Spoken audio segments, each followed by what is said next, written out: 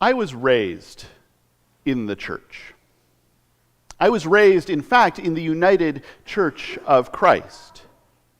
I was raised, in fact, at First Congregational United Church of Christ in Platteville, Wisconsin, a great demonstration of the fact that we only have so many names for churches that are available. I was baptized. I was confirmed. I went to Sunday school, and I sat through so many boring sermons.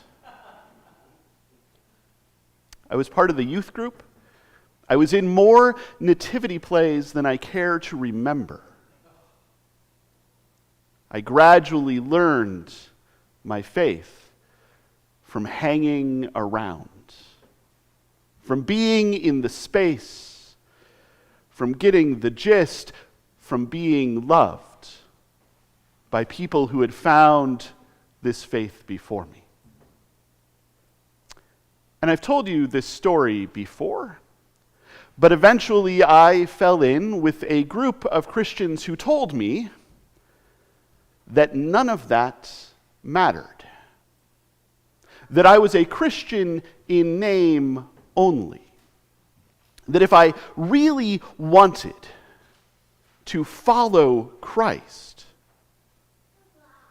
I needed to confess my wretchedness and fall on my knees and say the sinner's prayer and invite Jesus into my heart.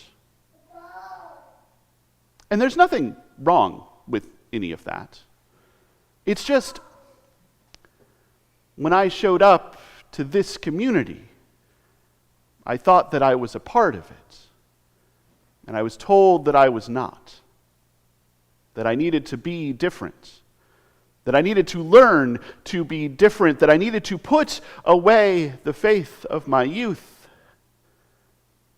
and do the things that would make me a Christian. Christians have this thing that we do. All of us. You probably do it. I definitely do it. It is a thing that Christians do, some more and some less, but we all do it. We all act like we are here because we are awesome. Because we're cool, because we figured it out. Because Jesus called to us and we followed.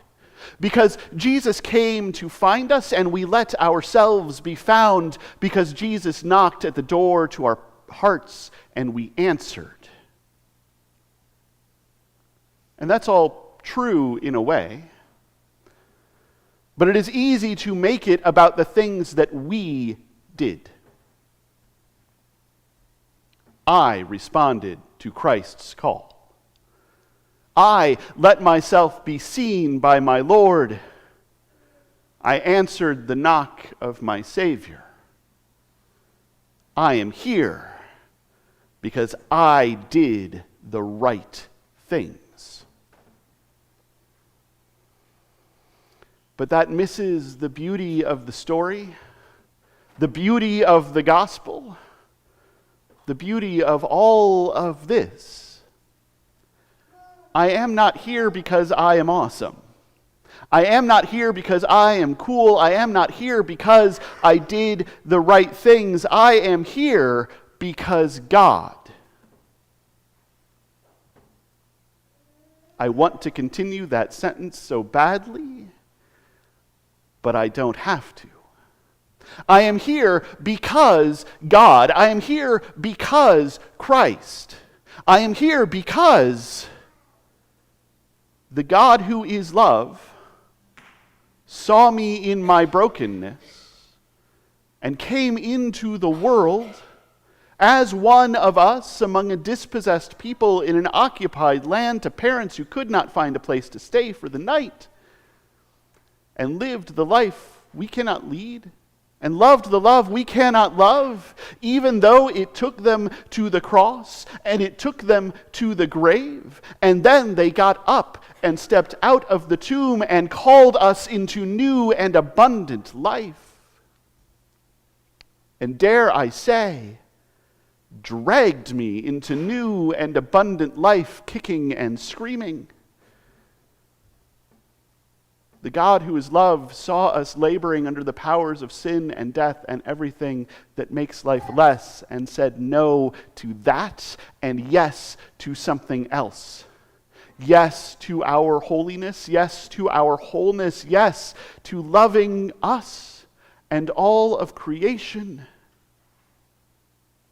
And that means that we are guests in God's reign of love, because God was kind enough to invite us to go out into the streets and to find those folks who had nothing else, who had nowhere else to go, who were not finding a home in the world, and say, come. Come to this party, come to this feast, come to this new and abundant life. It is easy for us to think that we're here because we are awesome, that we are here because we are cool, but we are not. We are here because God. We are guests. So there is no seat of honor for us to take. We come in every bit as broken as we were before, and take our seat and wait for God to lift us up. And God is lifting everyone up. God is lifting all of us up. God is lifting us off the ash heap. God is bringing us to a table where everyone is welcome. There's a question, of course. How do you be a good guest in God's reign of love?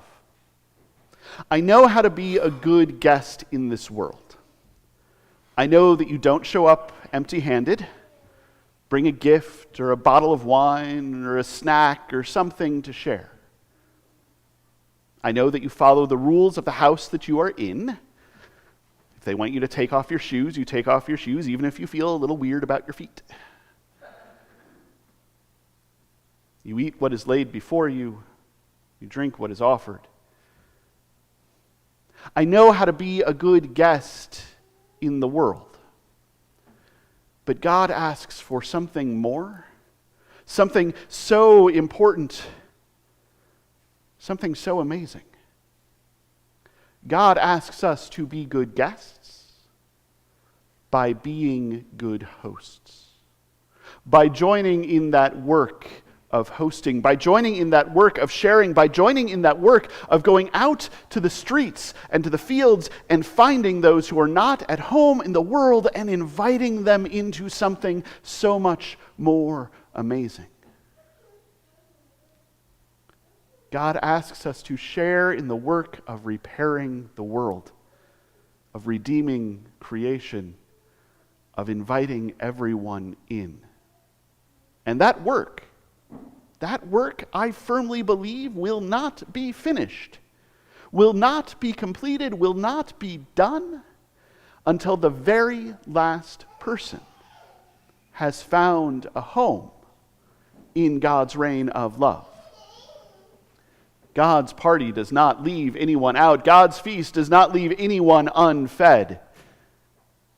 God is always inviting, and we are always inviting with God, sharing the love of God with each other, with our friends and our neighbors, with our strangers, with enemies, until the whole world is covered in love, until this party that God started so long ago is everywhere, spilled out onto the streets, filling the world.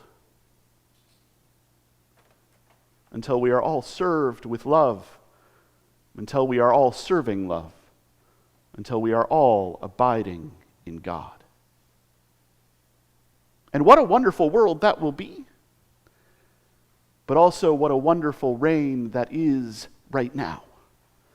Right now, where we can share love, where we can invite people in, where we can be hospitable, where we can be good hosts and good guests to one another. For until the world is full of love, we can cultivate love here and out there and everywhere we are. We can abide in God even now while we wait for God's reign to come to fruition. We can experience now what is to come, and in so doing, help what is to come grow and flourish. Being a good guest is a wonderful thing. Being a good host is wonderful work. Let us do it with God's grace and God's help. Let us work for that world where everyone has a seat at the table.